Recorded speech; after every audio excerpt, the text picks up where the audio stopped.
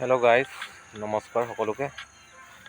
এই কেইদিনমানৰ আগৰ পৰা একচুৱেলি কিছুমান লোকৰ বা কিছুমান চিনাকি লোকৰে হওক বা কিছুমান মানুহৰ মানে মনবোৰ মৰহি যোৱা যেন এনেকুৱা ফিল হয়।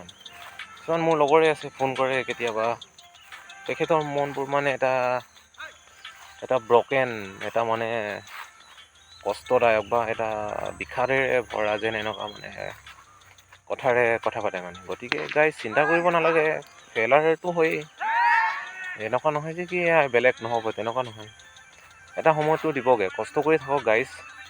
এইখিনিতো কষ্ট হয়তো ভগৱানে এদিন চিনি পাব। গতিকে গাইজ নেৰানেপেৰা কষ্ট কৰক আৰু যাতে নতুনকৈ আৰম্ভ কৰি যাতে নেক্সট ষ্টেপবোৰ যাতে নেক্সট এক্সামবোৰৰ কাৰণে লাগি থাকে।